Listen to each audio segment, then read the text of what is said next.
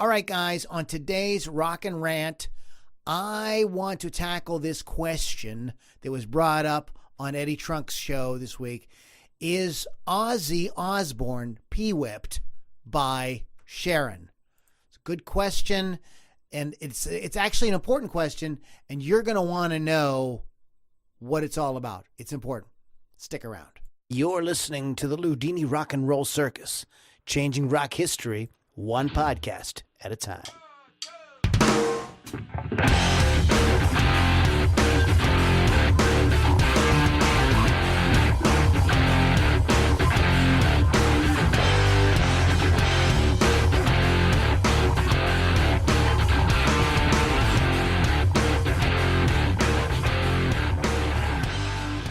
All right, everybody, welcome back. This is the Ludini Rock and Roll Circus. Our website is ludinirockandrollcircus.com. Check back often for more Rockin' Rants, Ludini Hard Rock and Heavy Metal Circus live shows, as well as my interview series. We got tons of going on. This is my daily Rockin' Rant, and today I want to tackle the question of the Osbornes. The Osbornes are a very interesting show business couple. Let's give you a little bit of history. Sharon comes from her father was a music manager, promoter, mover and shaker in the music business. She left his business to go off on her own. She finds Ozzy. Ozzy was set up to become the typical rock and roll cliche footnote in rock history. Heavily into drugs, heavily into alcohol, could not get his crap together. She finds him, kind of cleans him up, straightens him up, sees the potential there and says, aha, this is a guy, major rock band, lead singer, really unique, cool voice. I'm going to put something together with you, Ozzy, and we are going to make a lot of freaking money. And that's the sort of long and short of it. That's how it got started.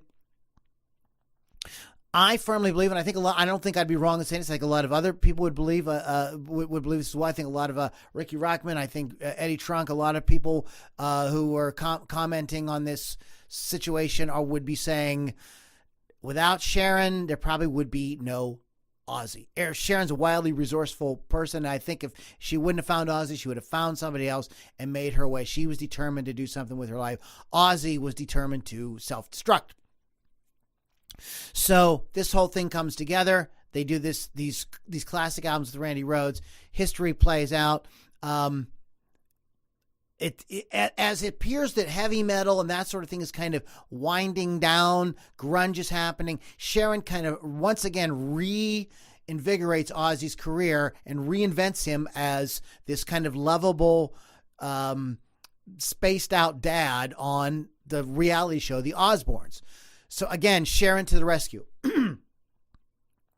Meanwhile, there's a lot of stuff going on behind the scenes that at this point, I think a lot of people weren't completely aware of.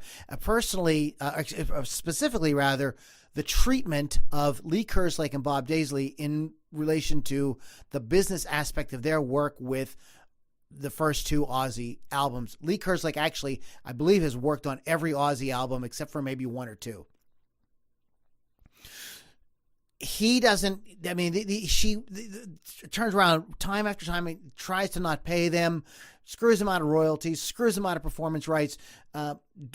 Poor Lee Kerslake's dying of cancer, and he's like, on his deathbed saying, can I at least get the platinum albums that I was on? Like, everybody gets that, by the way. Like, that's like, not a thing. Like, everybody gets it. The secretary who worked in the studio while it was being recorded gets that. It's not like a thing. He just wanted to be able to have stuff. So all this stuff has come out in the past few months. Lee Kerslake did this very touching interview with Eddie Trunk. And the question's been put out, well, where was Ozzy in all this? Why didn't Ozzy lay down the law and say, no, we don't treat people like this. This is how I run my business. Well, two things, Sharon and Sharon. Sharon's his wife. Sharon's also his manager. There's the old expression, if mama ain't happy, ain't nobody happy. And I think that, that's part of what's going on with Ozzy. Also, Ozzy knows where the bread is buttered. Ozzy knows that I wouldn't have anything. Sharon sort of saved my life, probably literally saved his life. And he doesn't want to rock the boat. Whatever Sharon wants, however she wants to do it, within certain parameters. He's made some obviously made artistic choices throughout his career. She doesn't seem to be too involved in that aspect of it. But for the most part, she's really in the driver's seat. Time and time again, has resurrected things that he's done, brought him back out, put things together, and caused him to kind of remain. It's really amazing what a career he's had. And none of this would happen if it wasn't for Sharon. I think Ozzy knows this. And while it's a lot easier for us guys, us regular guys to say, well, no, I wouldn't, I'd tell my wife, no, stop that, or my girlfriend or whatever, don't, we're not going to do it this way. If you're making the money, okay, and you don't want to think, because Ozzy just doesn't, I don't know, I get the impression he's just not a big thinker. He's not really into the business side of things at all. I don't think he wants to touch any of that stuff. So he's kind of content to let Sharon run the show, as well as the fact that they are married, and he probably doesn't want to rock that boat. Also, I suspect there's a lot more stuff going on behind the scenes with their personal relationship. She has said on her television show that Ozzy has even recently has affairs with women. So maybe there's some arrangement there. Ozzy, I won't screw with you, what you want to do, but you're going to let me run this business. So who knows what really goes on behind closed doors. So is Ozzy whipped? I would say probably, yeah, and probably for really good reasons. This is a functional, it's functioning dysfunction is what's going on in this relationship. It's, but then again, this is 2019. These are the days when anything goes. You may have your relationship the way you would like to have it. And if you're as successful as the Osbornes, they say the proof of the pudding is in the tasting. We just look at the success that Ozzy has had decade after decade after decade, even when his particular style of music may not have been in vogue. He's, because of Sharon, he's found some way to remain relevant. So yes, that's the answer to the question. But I want to know what you guys think. Do you think Ozzy should stand up and, put a little whoop ass on Sharon and say, shame on you for treating Bob and Lee and these guys, Jakey Lee, this way?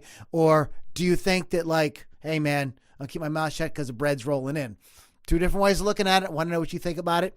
LoudiniRockandRollCircus.com is our website. This has been yet another Rockin' Rant. Check back often for more great podcasts, and we'll catch you guys all on the next Loudini Rock and Roll Circus.